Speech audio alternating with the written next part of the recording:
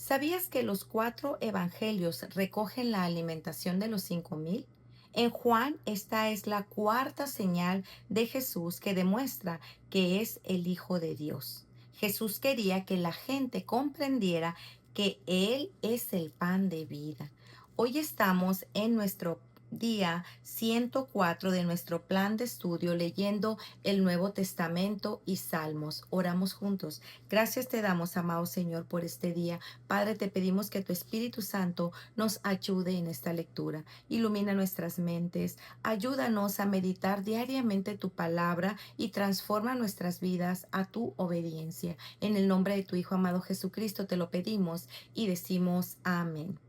Juan 6. Alimentación de los 5,000.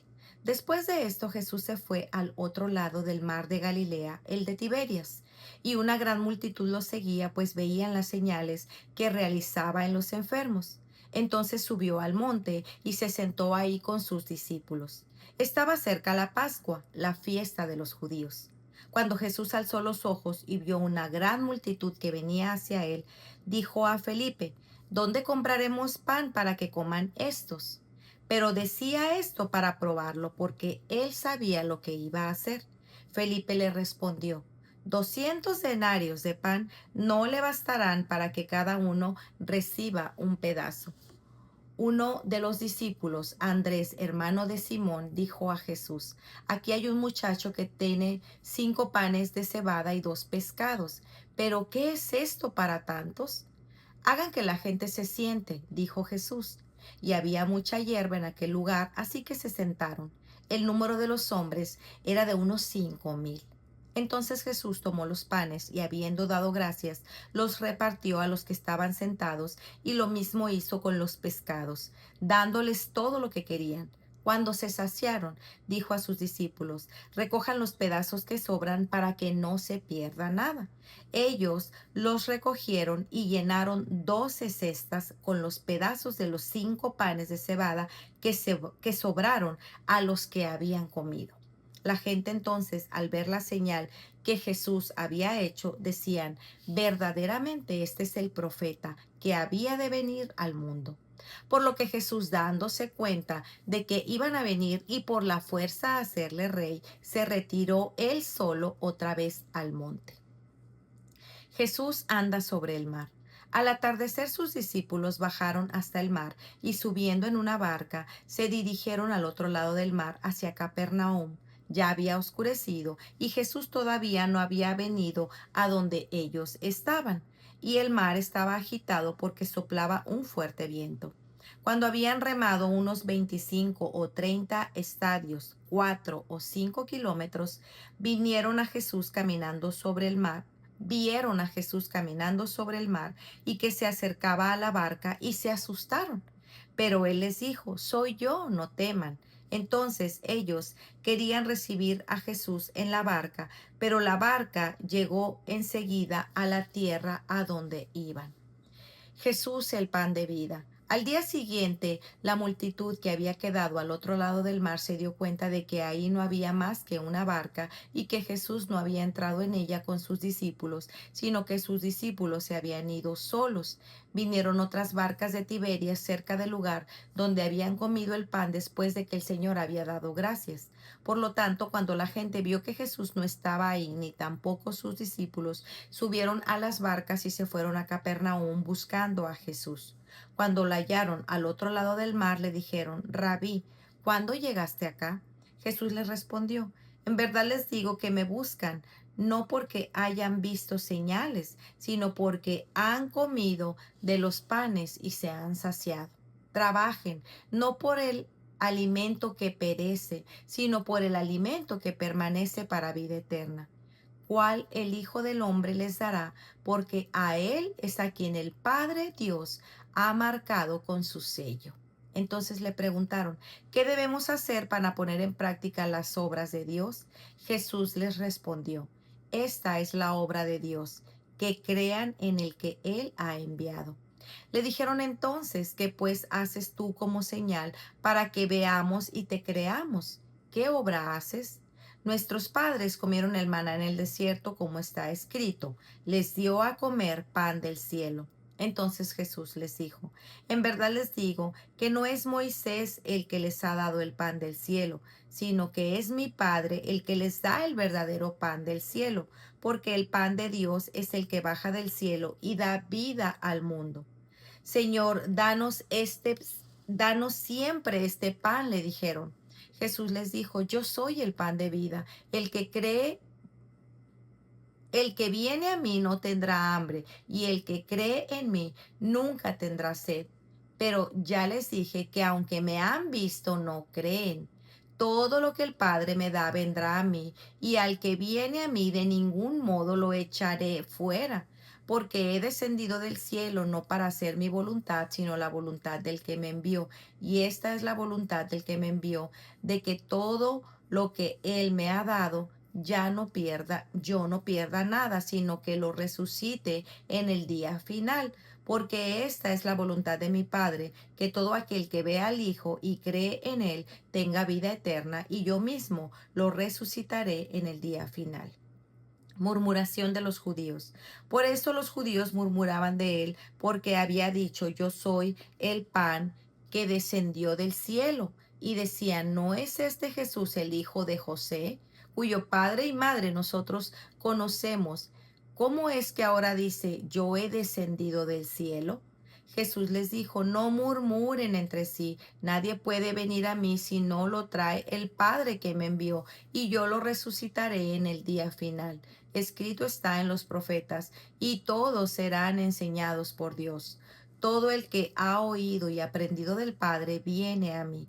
No es que alguien haya visto al Padre, sino aquel que viene de Dios. Él ha visto al Padre. En verdad les digo, el que cree tiene vida eterna. Yo soy el pan de vida. Los padres de ustedes comieron el maná en el desierto y murieron. Este es el pan que desciende del cielo para que el que coma de él no muera. Yo soy el pan vivo que descendió del cielo. Si alguien come de este pan, vivirá para siempre. Y el pan que yo también daré por la vida del mundo es mi carne. Los judíos, por tanto, discutían entre sí diciendo, ¿cómo puede éste darnos a comer su carne? Entonces Jesús les dijo, en verdad les digo que si no comen la carne del Hijo del Hombre y beben su sangre, no tienen vida en ustedes. El que come mi carne y bebe mi sangre tiene vida eterna, y yo lo resucitaré en el día final, porque mi carne es verdadera comida y mi sangre es verdadera bebida. El que come mi carne y bebe mi sangre permanece en mí y yo en él. Como el Padre que vive me envió y yo vivo por el Padre, asimismo el que me come, él también vivirá por mí. Este es el pan que descendió del cielo, no como el que los padres de ustedes comieron y murieron. El que come este pan vivirá para siempre. Esto dijo Jesús en la sinagoga cuando enseñaba en Capernaum. Reacción de los discípulos. Por eso muchos de los discípulos, cuando oyeron esto, dijeron, dura es esta declaración. ¿Quién puede escucharla? Pero Jesús, consciente de que sus discípulos murmuraban por esto, les dijo, ¿esto los ha escandalizado? Pues pues que si vieran al Hijo del Hombre ascender a donde estaba antes, el Espíritu es el que da vida, la carne para nada aprovecha. Las palabras que yo les hablo son espíritu y son vida, pero hay algunos de ustedes que no creen. Porque Jesús sabía desde el principio quiénes eran los que no creían y quién era el que lo iba a traicionar. También decía, por eso les he dicho que nadie viene a mí si no me lo ha concedido el Padre. Como resultado de esto, muchos de sus discípulos se apartaron y ya no andaban con él. Entonces Jesús dijo a los 12 discípulos, ¿acaso ustedes también quieren irse? Simón Pedro le respondió, Señor, ¿a quién iremos? Tú tienes palabras de vida eterna y nosotros hemos creído y sabemos que tú eres el Santo de Dios. Jesús les respondió, ¿no los escogí yo a ustedes los 12 y sin embargo uno de ustedes es del diablo? Él se refería a Judas, hijo de Simón Iscariote, porque uno de los 12, lo iba a entregar. Para reflexionar. Este capítulo nos presenta a Jesús como el único que satisface verdaderamente el alma. No se trata del pan, se trata de Él. de las cosas que hizo cuando anduvo aquí en la tierra, en específico de tantos milagros y señales que mostraban que ciertamente es el Hijo de Dios, el Salvador del mundo. Es importante recordar que estos eventos tenían un propósito en común. Eran señales que apuntaban a la divinidad, suficiencia y autoridad de Cristo. Y este capítulo 6 no es la excepción. Aquí vimos acontecimientos asombrosos, la alimentación de los 5,000 y Jesús andando sobre el mar. También leímos el discurso más largo en Juan, donde habla sobre Jesús como el verdadero alimento, el pan de vida. Meditemos juntos de una manera más detallada algunas ideas centrales de este capítulo. El milagro de los panes y los peces es uno de los eventos más impresionantes registrados, no solo para nosotros que lo hemos leído, sino para aquellos que lo vivieron en aquel entonces. En el Evangelio de Mateo se nos dice que los que comieron fueron 5,000 hombres, sin contar las mujeres y los niños. Imagina la cantidad de personas que vivió este momento sobrenatural y que es muy probable que hayan ido a contarlo a sus familiares y conocidos. Al leer esta historia podríamos asumir que todos los que estuvieron ahí se convirtieron en seguidores de Jesús. Luego de algo tan increíble, ¿cómo es posible que no lo sigan? Pero la triste realidad es que no todos creyeron en él y en que todo esto que sucedió no se trataba de la multitud, se trataba de Jesús mismo, el pan de vida. Este milagro es una muestra del poder creador de Cristo, quien no solo provee pan, sino que es el pan que desciende del cielo pero el pueblo no lo entendía. Las multitudes lo seguían asombrados, sí, pero no porque querían ser sus discípulos. Muchos solos tenían el deseo de beneficiarse de ese poder. Ellos no querían conocer realmente a Jesús. Estaban tan entusiasmados por su poder que querían hacerlo rey, pero por la fuerza. Esto no suena a personas rendidas a él. Las multitudes querían que Jesús hiciera lo que ellos querían. Mira lo que dice el versículo 15, por lo que Jesús, dándose cuenta que lo iban a que de que iban a venir y por la fuerza a hacerle rey, se retiró él solo una vez más al monte. Meditemos en esto. ¿Estamos buscando a Cristo por quien Él es o por lo que puede darnos? Nos acercamos a Cristo solo cuando tenemos una necesidad, como la multitud que buscaba pan. Si Jesús no multiplicara los panes, nuestros recursos, nuestra salud o nuestros deseos, ¿seguiríamos buscándolo con la misma devoción? Juan dedica unos pocos versículos para explicar todo lo que pasó al atardecer, luego de despedir a la multitud. Puedes leer un poco más o volver a Mateo 14, 22 al 33. Nos enfocaremos en lo que Juan compartió sobre ese acontecimiento. Los discípulos al atardecer bajaron hasta el mar y subiendo en una barca se dirigieron al otro lado del río hacia Capernaum. El mar estaba agitado y soplaba un fuerte viento. Imagina lo angustiados que debían estar bajo esa condición. Pero aquí hay un pero con mayúsculas. Vieron a Jesús acercándose en la barca caminando sobre el mar y se asustaron.